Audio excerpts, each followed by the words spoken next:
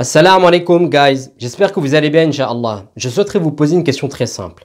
Si on vous donnait un salaire de 86 400 € par jour, qu'en feriez-vous? Ne bougez pas, on en parle ensemble dans quelques instants bi'idhnillah.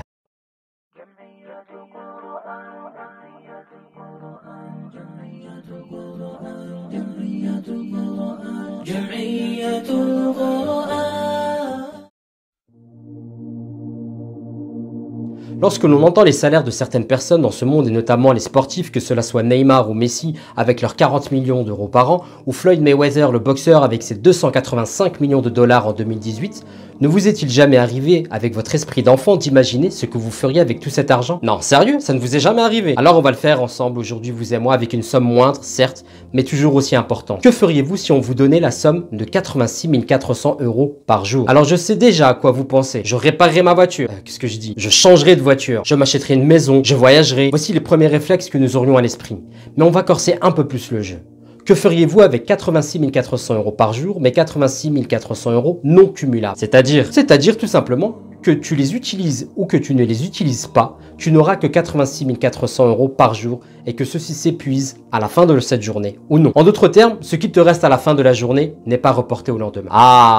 À ce moment-là, tu vas te mettre à réfléchir un peu mieux à l'usage de cet argent. Tu vas soudainement te mettre à réfléchir à comment investir cet argent intelligemment. Tu vas penser à travailler pour ta dunya en tentant d'investir cet argent dans un business comme l'immobilier ou autre. Tu vas également penser à tes parents en leur donnant un cadre de vie meilleur. Tu penseras à tes enfants pour leur donner également un cadre de vie meilleur et leur donner les meilleurs outils pour leur éducation. Tu penseras à ta femme ou ton mari pour lui offrir le cadeau de sa vie. Tu penseras à ton frérot qui est en galère ou dont la situation professionnelle l'empêche de se marier pour lui filer un coup de main. Tu penseras également à dépenser pour Allah en tentant d'investir dans les projets de la communauté comme la construction de mosquées ou d'écoles, faire des dons aux associations comme le CCIF ou Bani Street. Et si je te disais que tous les jours Allah te donne plus de 86 400 €? On dit souvent que le temps c'est de l'argent et Allah te donne tous les jours 86 400 secondes que tu peux dépenser comme tu le souhaites. On dit souvent que le temps c'est de l'argent, mais le temps est en réalité plus que de l'argent, car l'argent ça va, ça vient.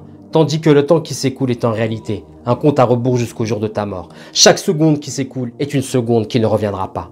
Et nous pouvons faire tant de choses en une seconde en disant ne serait-ce que la ilaha illallah ou en souriant à une personne qui nous est chère. Alors sache faire un usage intelligent de cette caisse temporelle qu'Allah Azza wa Jalla t'a gratifiée avant qu'elle ne s'épuise. La prise de conscience de cette chose nous amène donc à faire un usage intelligent de notre temps, mais également à revoir un poste budgétaire temporel qui nous prend vraisemblablement un tiers de notre vie, notre sommeil. Selon certaines statistiques, en dormant 8 heures par jour, nous passons un tiers de notre journée, donc un tiers de notre vie à dormir.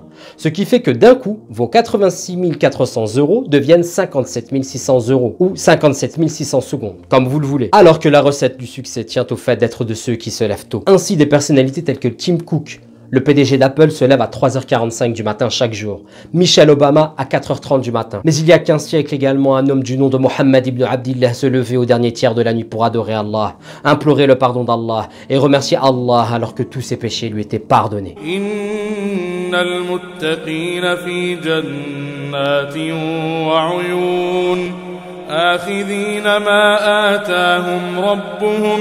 إنهم كانوا قبل ذلك محسنين كانوا قليلا من الليل ما يهجعون وبالأسحار هم يستغفرون.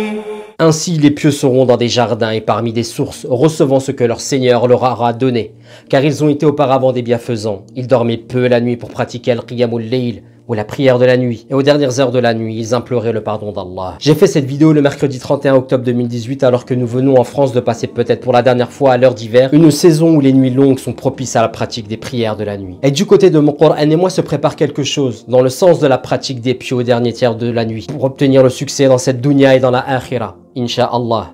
Alors tout d'abord, vos invocations sont les bienvenues. Et surtout pour ne rien rater de la prochaine nouveauté, cliquez sur le lien joint à la description de cette vidéo pour obtenir notre e-book gratuit 7 étapes avant d'entamer votre relation avec le Coran et être ainsi inscrit à la newsletter si ce n'est pas déjà fait. Et enfin, si cette vidéo vous a plu, qu'Allah Azza wa Jalla vous rétribue grandement pour votre partage. Qu'Allah fasse du Coran le printemps de nos cœurs.